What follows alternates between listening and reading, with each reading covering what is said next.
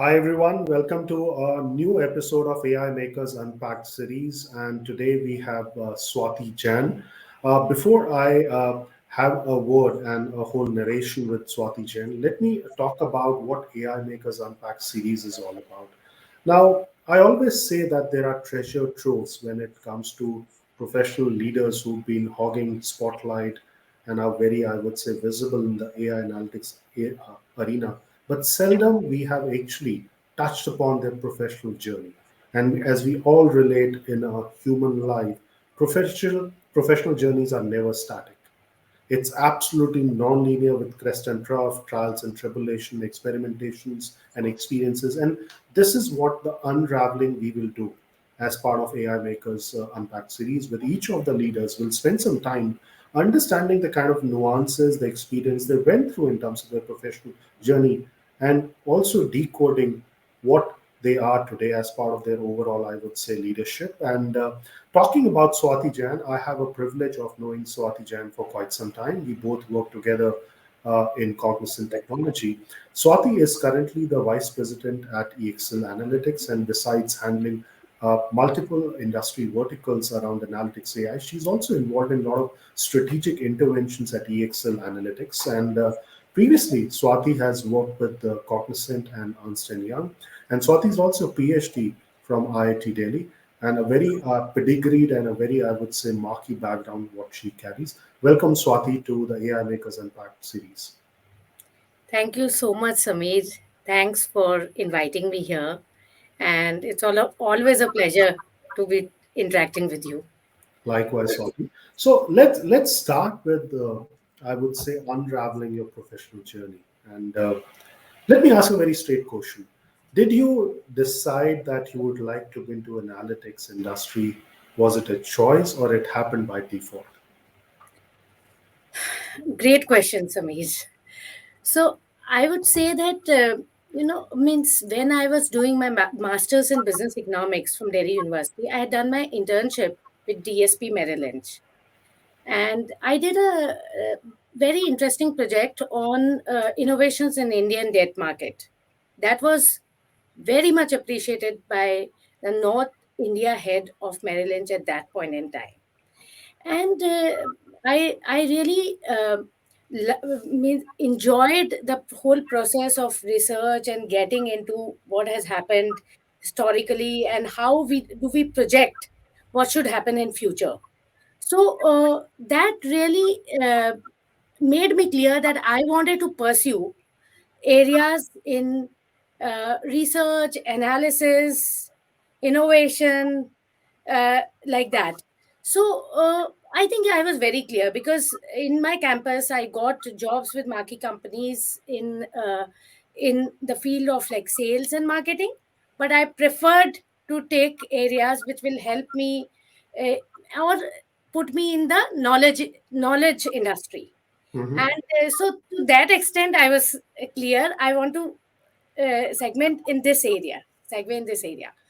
However, that time, see, it was like early 2000. That time, analytics was not known as such a known industry it is today. Correct. That time, I got into companies where I could do research, understand the industry landscape, do analysis. Like in my job with Ernst and Young, which was within 1 year of my corporate journey, I did a lot of financial analysis for around 12 multinational corporations. I owned those projects end to end, and it entailed estimating the transfer pricing, means what should be the arm's length pricing for the companies. Again, it was analysis in some sorts.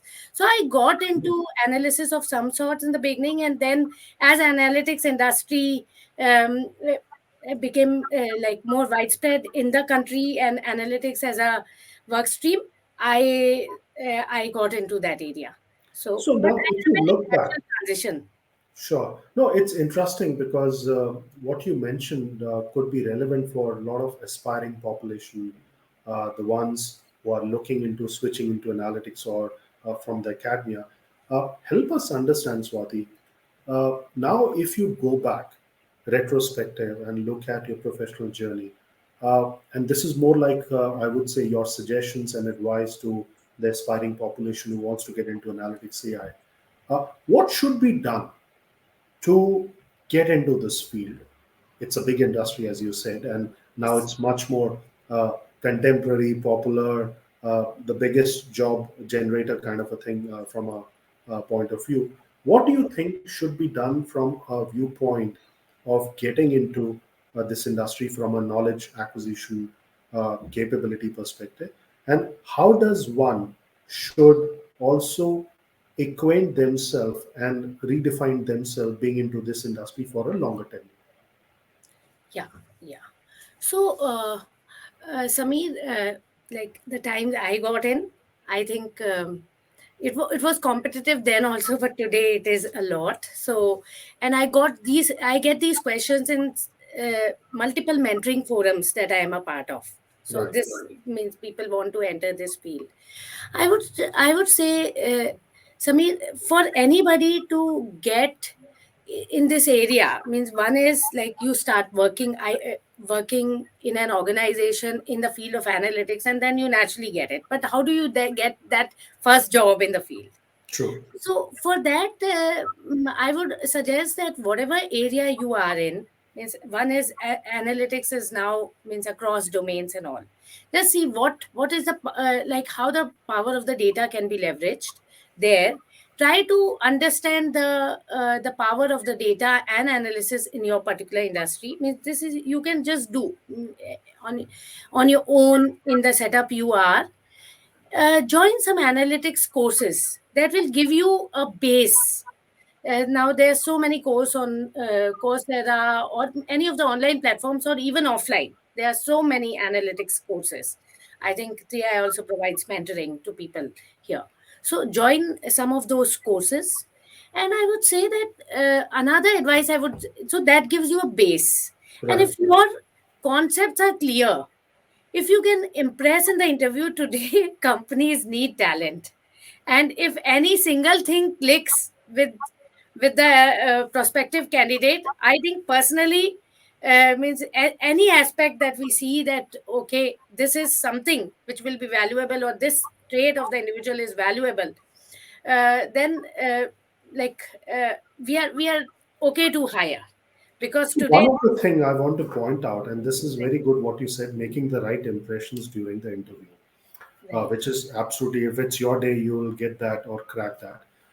More important for aspirants to understand this area or cracking this code of analytics AI, where do you think the most stress or the emphasis should be given?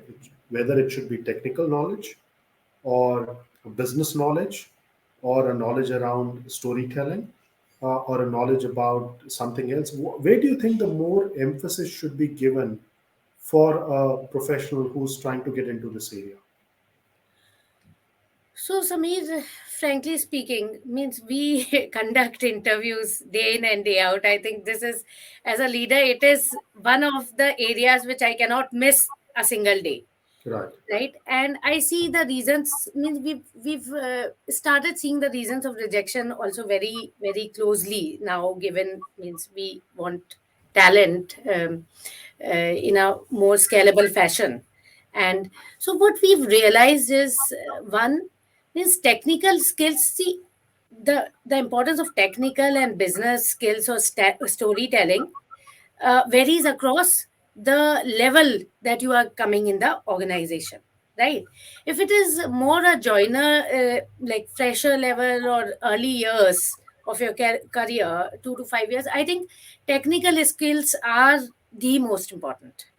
You need to means if knowledge is required on SQL or Python, right? You need to be able to crack that, Right. because otherwise you're not going to get through the process. And like myself being in a service industry, I know that sometimes we know that uh, the candidates have the potential to learn, but if we are taking for a client, means they might not sail through there. Therefore, technical expertise is very essential in the initial years of the career, and there's no two ways about it. I mean, if somebody is able to impress in the interview that yes, one can get it, he's really too bright, then yes, we can take a chance to hire and train as well, and that we anyways do.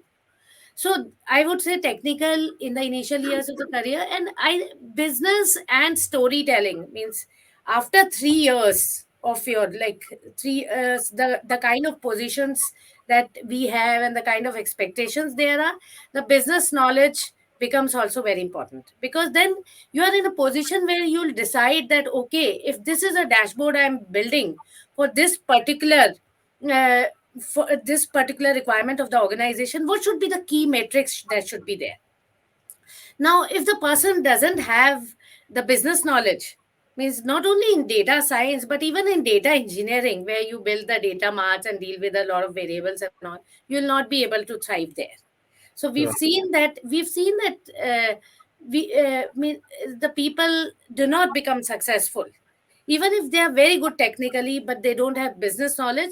Like uh, 3 to 4 years with 3 to 4 years of experience, this is expected that they need to have a little bit business knowledge, and that increases as your years of experience increase.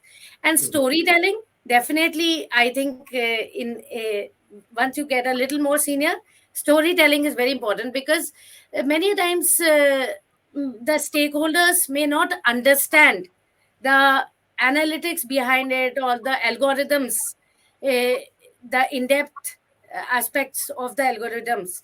So it is very important that the person is able to story tell and make it simple for everyone. Got So it. I think all these three skills are very essential. No, very well articulated. So, shifting gears, Swati, now coming to your professional career, you worked with marquee organizations, handled a lot of complex, large projects in analytics AI. Give us some understanding of how did you go about looking at when the client started giving problems or business challenges. uh, what kind of understanding you started when you started doing these projects? How did you go about the rigors of the project in terms of the overall end-to-end execution? And any historical challenges you want to talk about or you went through, would be great to kind of know about those things. Right, right. So, Samir, varied examples like Sure. uh, when if I talk about Cognizant itself, when I was in the healthcare analytics, we got some of the new projects at that time, which were not solved before.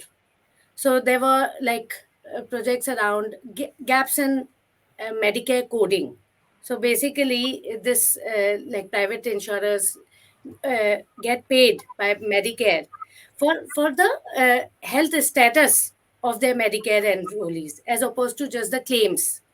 So there means we had to really means just put the means on a clean slate. We had to decide that how do we go about finding. So Right. there like for in that example, we decided okay, when there are gaps they have to be like missing. That means those gaps were like some of the health conditions were existing historically for the patients, but today they are not appearing. So that means there's a error in the data, or Right. or because of certain comorbidities this should also exist, and we suspect that while the patient has not reported this particular health condition should also be there. This was like directly linked for the company with revenues, because if they submitted the health status and all the health conditions, then the revenue that they got was commensurate to means the whole landscape of health status of the enrollee. So therefore means we had to think in innovative ways, how could we go about solving the problem. Second is like how do we also look at means which tools to use, like which so that time we means first we were thinking we'll do predictive modeling, Hmm. using regression, or then we ultimately resorted to random forest as a technique there. So we also have to means, and today, because we've solved so many use cases, today it is a little more clear that we understand, okay, this might be better in this So I scenario. want to pick up. This is a very interesting point you mentioned. This selection or the choice of technique, because that could tilt the whole algorithm in a different direction if not chosen wisely. Mhm. How you and your team went about picking up the right selection of the technique, and are there any kind of suggestions you have when people start working on these analytics techniques in terms of going about a particular technique? So, would you like to share about that, please? So I would just say that here means it was because in this particular case, because random forest is an ensemble of models. True. Therefore, we felt that the accuracy as well as the comfort level was more here. But overall, I think, Sameer, the approach that we normally adopt is we see across, we apply different algorithms and see which is giving more accuracy. So it is means in the initial part, it was more because we'd not used some of those techniques earlier. But today, even when we've used, I think I'll say that we go about using a couple of techniques we feel, and then we go about seeing that which ones gives the maximum accuracy. Sure, sure. One more aspect I want to touch upon, and this is very, I would say, nuanced for professional leaders in analytics AI, is team handling, team management. Uh, Most of the teams which are being managed by AI analytics leaders, Swati, as you can relate, are very pedigreed. They are very high in terms of their academic qualification and come from very diverse background. In your understanding over the years, how have you gone about handling the teams? Uh, and any kind of learnings you had in terms of, because nowadays the teams are also experienced. They are from Gen Z, millennials, and we are sandwiched in between in terms of how we manage them. So, any kind of learnings you want to talk about over there? So, Samit, this is again another topic very close to my heart. Sure. I think I believe immensely in the potential of every individual, and therefore, and I really enjoy ensuring that means the great outputs coming from the teams. So some of the learnings I have here is that see, when some people are very good, Hmm. either technically or from a business perspective, they make great decks to explain exactly what has happened and all, and then it is easy. Now, but then there are some others who not means who not performing to their best levels. Then True. what I've seen is that a little bit of mentoring, goal setting, giving them a full picture, making them understand how important the work they are doing is for the organization as well as them. I think if means we can, this Gen Z specifically, we can motivate from the within, then they do wonders. Like I have had instances where some employee was not given great feedback by a couple of teams, and then means I had a conversation with that employee, and I explained to him, and I said, okay, now I'll put you directly with the client, and you just ensure that uh, there's means good feedback. And the only thing I received for the next 2 years is client appreciation mails. So Hmm. I would say, and this has happened in multiple instances that I've seen. So I would say that the second category where we need a little bit of handholding Sure. and motivation, that is the second way of handling the teams. One is people are good and you keep them motivated. Second is you, and it means third is I think handling teams where people are not able to perform even when you give them chance, means both technically as well as sometimes attitude also, means sometimes people are lax or not so much sincere in terms of their deliverables or their presence. So that time means you have to try out, um, like try out different options and see what can be Also, done. you rightly said this hand holding and motivation because look, it's like a team sport. I mean, hand holding is important unless you pass the ball and keep kind of motivating people. Uh, this internal aspiration to perform better will not come in. So that's one part, Swati. But within that, Mhm, let's talk about handling senior people, mhm, senior members. mhm. Today, age has nothing to do with, I would say, your, I would say, direct report. A direct report could be junior, could be senior in terms of the age. And specifically today, experience carries weight as well because in AI analytics, the more time we spend, the more sharpened we become in terms of our knowledge. So when it comes to handling senior members, what's been your style of leadership? So, Samir, my style of leadership has clearly been understand the strength of the individual and Hmm. leverage that. So clearly, if I know that, okay, I have three activities in hand. Say one is a BD pitch to a client, one is the deliverable, the like the project deck, the final deck on the project which shows, and the third is say hiring for prospective candidates, right? I would just see that who can do the job best. And I would, because what I feel personally, and especially, I mean, sometimes we don't have so much time at hand. So I would just understand, okay, this person can do the job well and maybe leverage. And when we have the laxity of time, then I would like to uh, make them work with each other so that they gather those skills. So my style has been means more of understanding the potential and leveraging and honing the capabilities accordingly, and then training training the people so that they become good at everything, means whatever is required from their job perspective. Sure. And and thirdly, I would say influential. I would clearly say influential leadership, because I feel my team is more motivated than I am. Means whenever I give them the vision, show them the vision that this is what we have to do, means never I think that okay, I have to, means once I said that, means the team makes me drive rather than vice versa. Which is a good thing. In fact, if the team understands the intent, what you are trying to portray and demonstrate, they will always be able to kind of come back and give what I say the desired results. So that's a good thing what you said.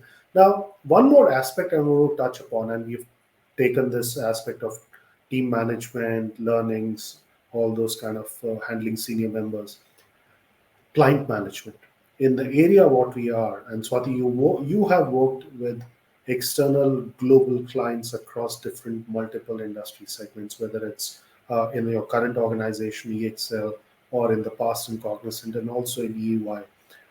What's been your understanding? And this, I always say that the more we ask with different leaders, the more kind of new flavors come in. What's been your understanding in terms of client management? Because there is no one scientific formula or an approach. How have you gone ahead and managed clients on one, extracting the right business problem to solve, and then also delivering the right results using analytics AI?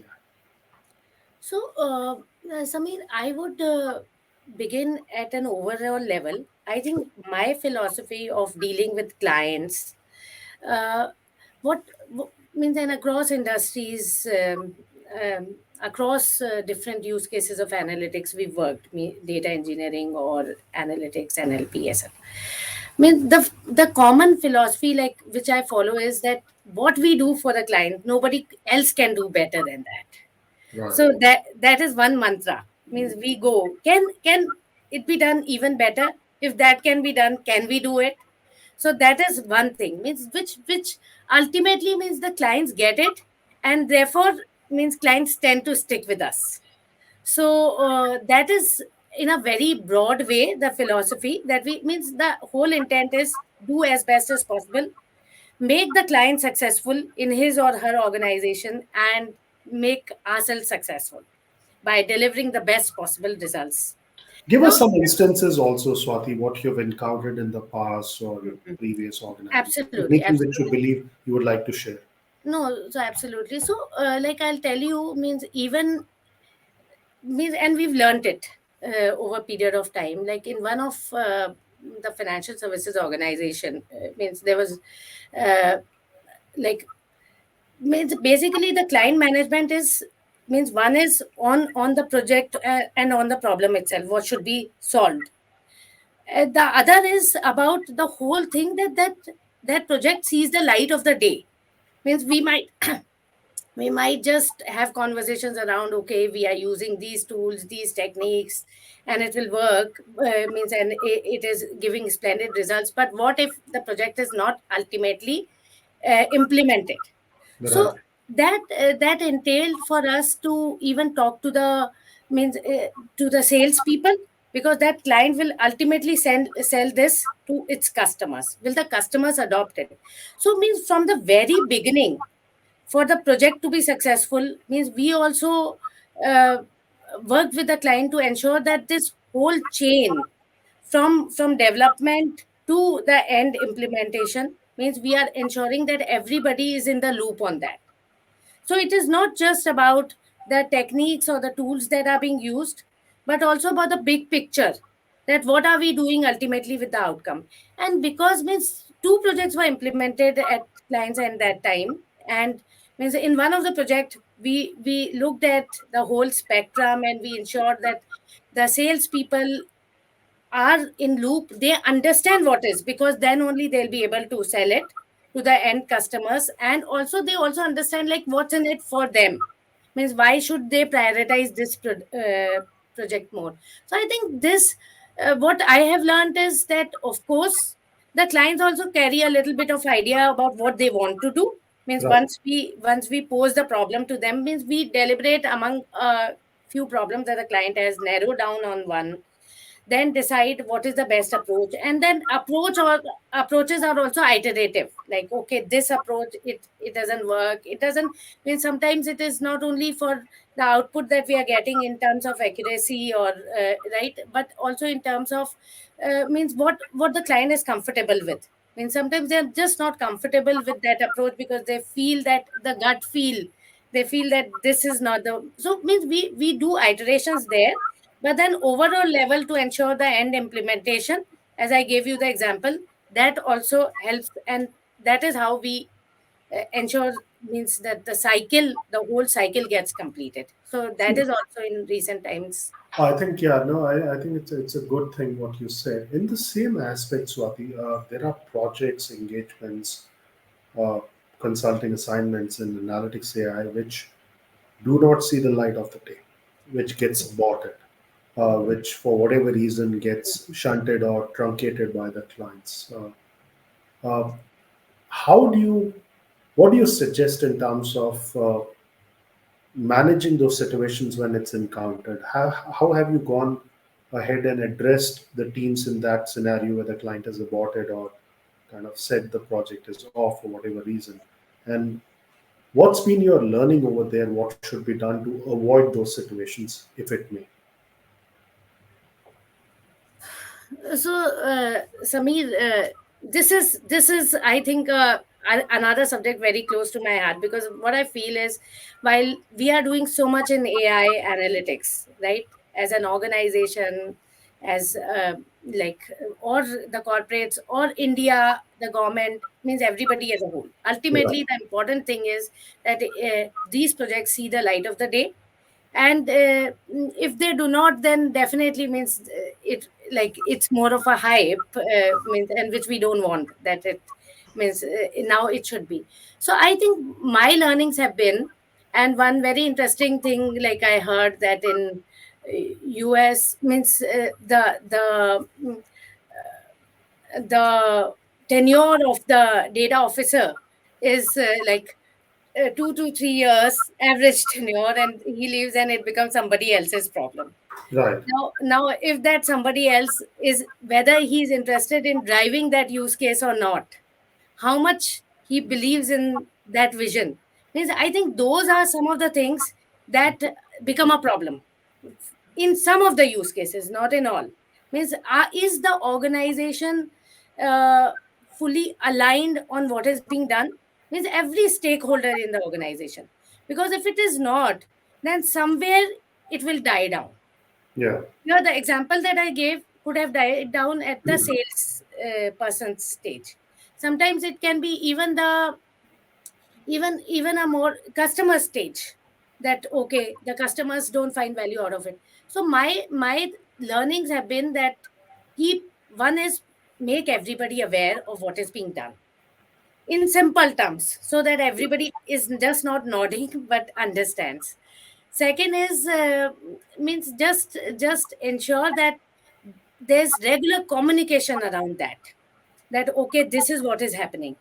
Third is also do test with the customers at times, that okay, means does it have value, and keep on iterating it till it reaches a point where means some value is derived for sure out of it. So that means, and then road to improvement is never ending. But these are some of my learnings. And fourth is means I would just say that the recipe to a lot of time wastage or failure is that you don't keep the key stakeholders, means all key stakeholders aligned. Because in one of the projects I recall that when we showed it to one of the stakeholder teams, they were like not uh, so bought in, because it was a little late. But therefore we learned that okay, we have to involve them from the very beginning. And there again, means it's a lot of, I think, AI is a lot of program management and project management once the key models are built to get it implemented and adopted. Got it. Got it. No, I think that's something which you rightly said. Let me shift gears and ask some rapid fire questions, Swati, because that's something which will make our audience understand. I would say you as a leader. What is one thing which keeps you awake as a professional during night? How do I grow my business more? How do I grow? Man? That's good. And if there's one thing you would like your team to do more, what that would be? Innovation. Great innovation. What is that you believe in the industry of analytics and AI should be done from an India point of view? I'm talking about which has not been attempted so far.